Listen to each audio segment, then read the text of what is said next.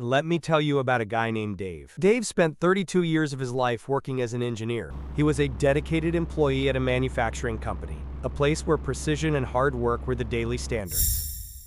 He saved his money diligently, making sure that every paycheck contributed to his future security.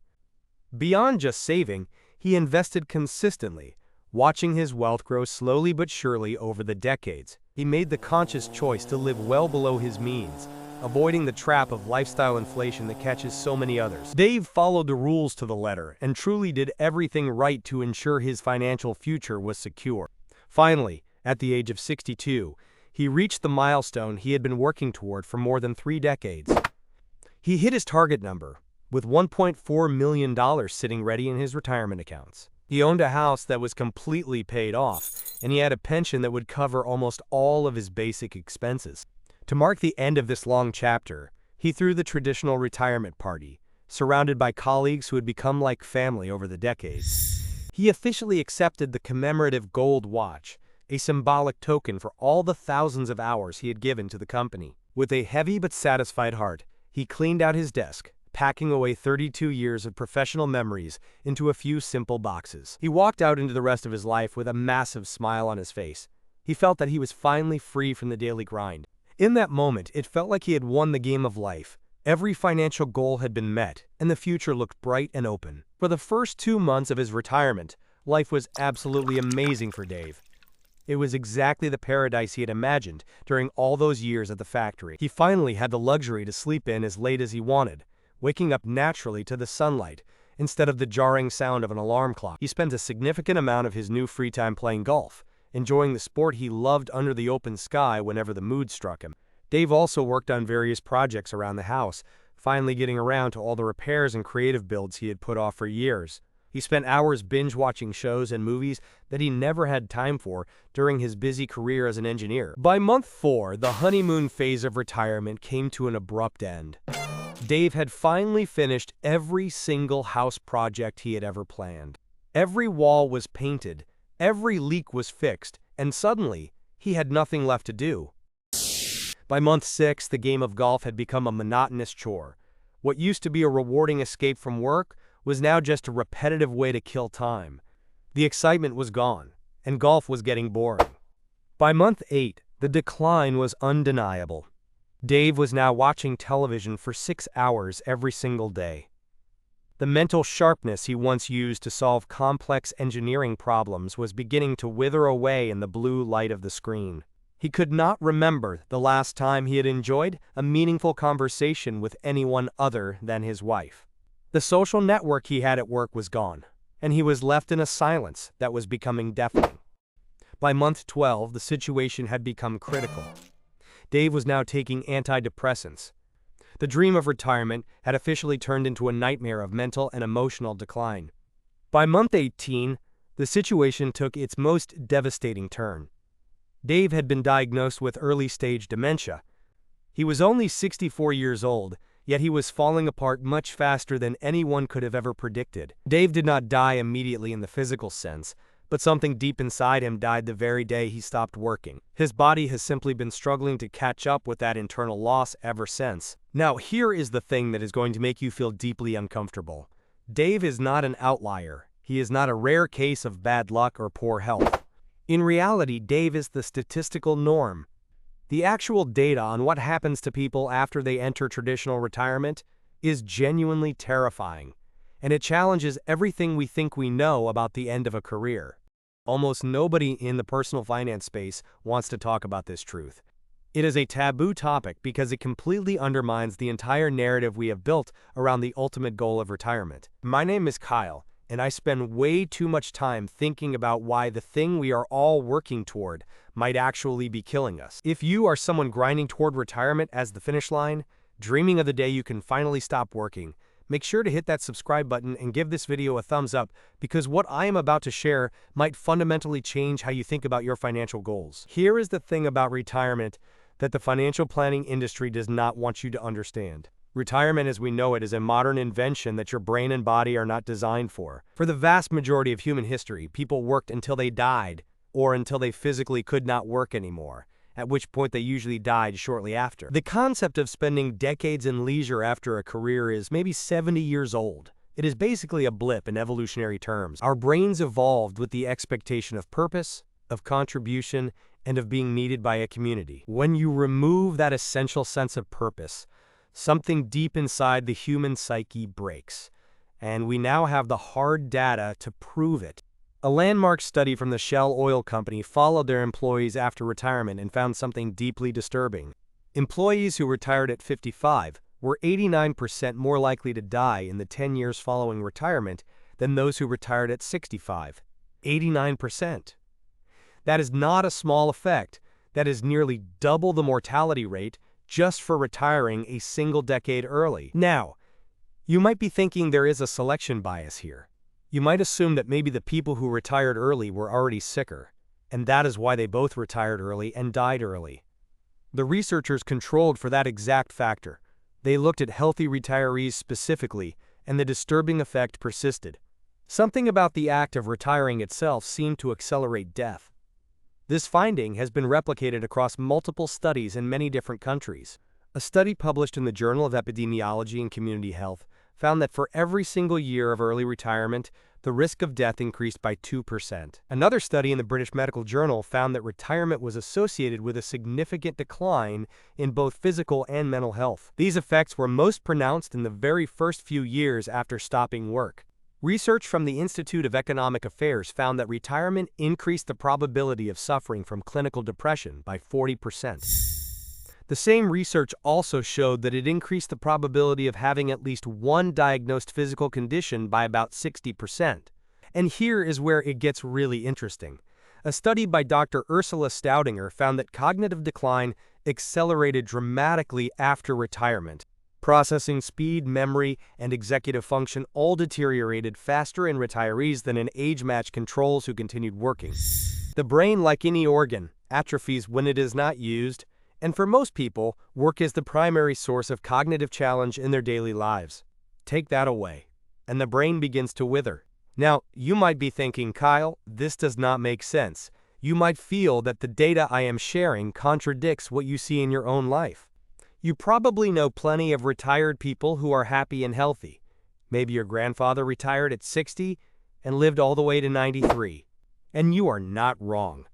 There are absolutely people who thrive and find immense joy in their retirement years. But here is what most people do not realize. The people who thrive in retirement are people who did not actually retire in the traditional sense of the word. They stopped working at a specific job, but they did not stop working altogether. They had hobbies that engaged them deeply, and social structures that kept them connected to the world. These people had a clear sense of purpose. Whether that was through volunteering, creating, mentoring others, caring for their grandchildren, or building something entirely new, they remained active. They possessed what the Japanese call iki, which translates to a profound and meaningful reason for getting up in the morning. Consider the Okinawan people of Japan. They are part of one of the world's blue zones, areas with the highest concentration of centenarians on Earth. In their language, they do not even have a word for retirement. The very concept of stopping work forever simply does not exist in their culture. They have their ikigai and they pursue it until the very day they die. You will find them farming at 90 and teaching at 100. They never stop contributing. Their culture understands something that modern Western retirement culture has forgotten.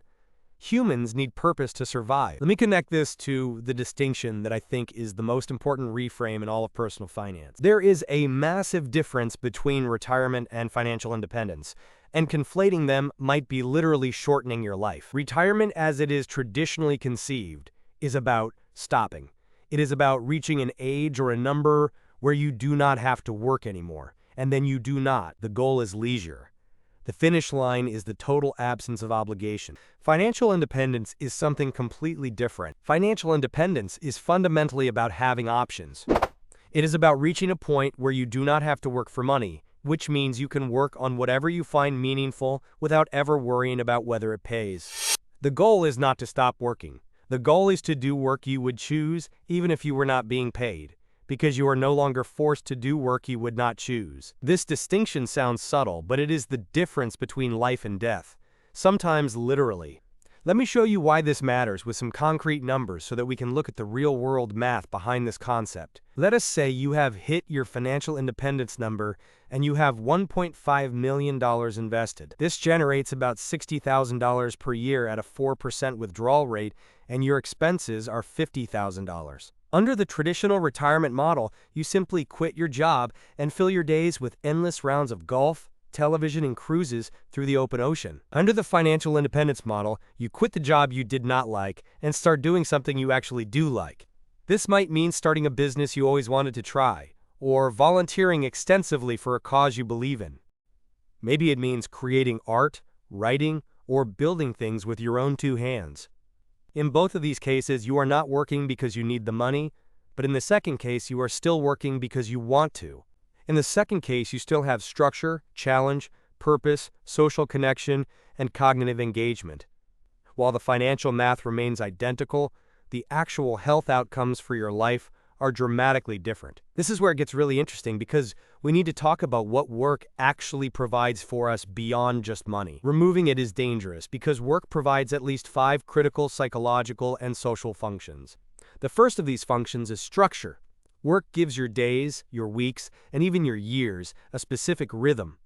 It tells you when to get up, what to do, and how to sequence your precious time. When retirement suddenly removes this structure, people often drift into patterns that are actively harmful. They face irregular sleep, endless hours of television, growing social isolation, and neglected physical health. The freedom from structure that sounds so appealing in theory often becomes oppressive in actual practice.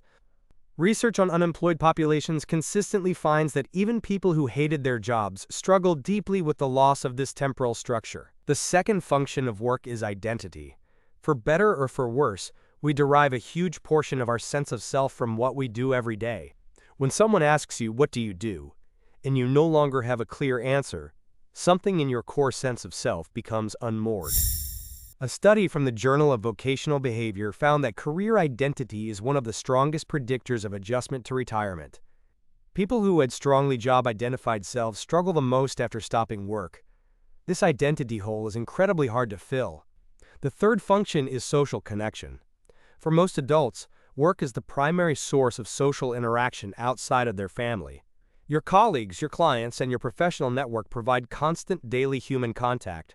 A meta-analysis published in PLOS Medicine found that social isolation increases mortality risk by 26%.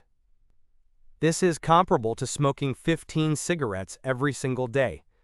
Retirees are at a significantly elevated risk of this social isolation.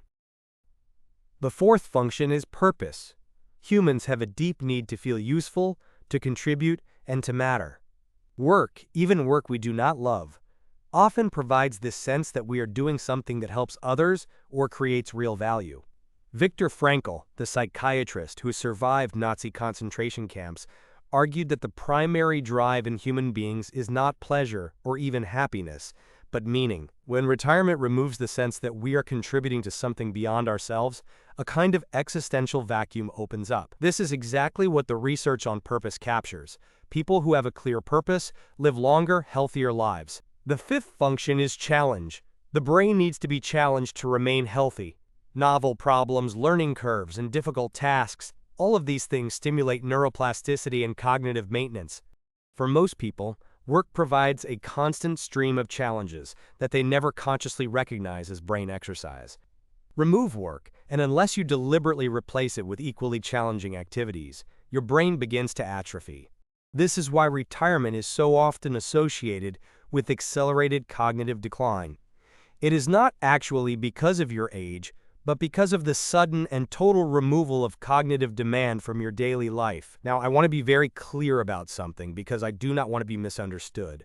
I am not saying that you should never stop working at your job. I am not saying you should grind at a career you hate until the day you die. What I am saying is that the goal should not be to simply stop working. The goal should be to achieve the financial independence that finally allows you to choose exactly what work you do. There is a profound difference between working because you have to and working because you truly want to. People who continue working after, they no longer need to often experience the best of both worlds. They get all the psychological benefits of work without any of the stress of financial dependence. They have the power to walk away from bad situations, to take risks, and to say no to projects or clients that do not serve them. They have real leverage. And paradoxically, work often becomes much more enjoyable when it is completely optional, because the power dynamic shifts entirely in your favor. Let me give you a framework for thinking about this, because I want this to be practical and useful for you, not just theoretical. Instead of planning for retirement, you should plan for financial independence plus purpose. These are two separate variables that you need to solve for independently. For financial independence, the math is exactly the same as any retirement calculation. First, you must figure out your total annual expenses. Multiply that annual number by 25 for a 4% withdrawal rate, and that becomes your specific target number. Build toward this target through aggressive saving and consistent investing. The first $100,000 is always the hardest. It requires the most significant amount of your manual effort and sacrifice. But then, compound interest starts doing more of the work for you. This is the standard stuff covered in many other financial videos. But here is what most financial planning completely ignores. You must start the purpose planning long before you ever hit your financial independence number. You need to be deliberately cultivating what you are going to do when work finally becomes optional. You need to be building skills, relationships, and activities outside of your job that will give you structure, identity, social connection, purpose, and challenge when you no longer need to work for money. This is not something you can figure out after you retire. You cannot wait until the day you stop working to decide what the rest of your life will look like. The research is clear. People who struggle in retirement are almost always people who expected to figure it out later and then found themselves completely adrift in a sea of purposelessness. Let me give you specific actions, because vague advice is useless. First, start building an identity that exists far beyond your current job title. Now, develop expertise in something entirely unrelated to your career. Become known in a community for something other than what you do for money. This could be a hobby, a volunteer role, a creative pursuit, or a sport. It should be anything that gives you a real answer to what you do that is not just your job title. Second, cultivate social relationships outside of work deliberately. These are the precious relationships that will still exist when you walk out of your office for the last time. If all your social interaction happens at work, you are one retirement party away from total social isolation. Join clubs, maintain your friendships, and invest in your local community. Build the social infrastructure that will sustain you when work no longer provides it automatically. Third, develop a practice of cognitive challenge that is not work-dependent. Learn new instruments, study foreign languages, or master complex games and skills. Keep your brain encountering novel problems so that retirement does not represent a sudden drop-off in cognitive demand. The people with the slowest cognitive decline in retirement are people who deliberately replace work challenges with equally demanding leisure pursuits. Fourth, and this is the big one, develop clarity on what your ikigai actually is. What would you do if money were no object? What problems do you care about solving? What would you create if you had unlimited time? Most people have never seriously asked themselves these questions because they have been too busy working. But if you cannot answer them, you are in danger. You are planning to walk away from your current source of purpose without any idea what will replace it. Let me leave you with a final reframe that I think perfectly captures everything we have discussed today. The goal is not to reach a point where you do not have to do anything at all. The real goal is to reach a point where you only have to do what you truly want to do. That is a fundamentally different orientation, and it leads to fundamentally different outcomes for your health. When retirement is framed only as freedom from work, it unfortunately becomes a kind of death. You are defining your future by what you will not be doing, by the absence of obligation, and by the void of responsibility. When financial independence is framed as freedom to work, it becomes a beautiful kind of rebirth. You are defining your future by exactly what you will be doing, by the presence of your chosen purpose, and by the absolute privilege of contribution without any financial compulsion. The people who live the longest and healthiest lives in their later years are not the people who stopped working. They are the people who never once stopped working on the things that truly mattered to them. They are people who have something meaningful to get up for every single morning. They are the ones who are still contributing, still learning, still facing challenges, and still deeply connected to their community. The dirty secret of the retirement industry is that they are selling you on a finish line that might actually kill you. They are selling you on decades of purposeless leisure, as if your brain and body won't eventually rebel against that void. They are selling a vision of freedom that too often becomes a prison of isolation and decline. I am not saying you should avoid financial independence. In fact, I think you should pursue it aggressively. Work hard to get to a point where you never have to work for money ever again. But when you finally get there, do not stop. Keep going. Keep working on something that gives you a reason to wake up. We are designed to contribute, and when we stop, we start dying. Dave did not die because he ran out of money. Dave died because he ran out of purpose. Do not be Dave. I have spent way too much time thinking about this stuff, so you do not have to. If this video helped you see your finances differently, make sure to smash that like button and subscribe for more content that challenges how you think about money. I will see you in the next one.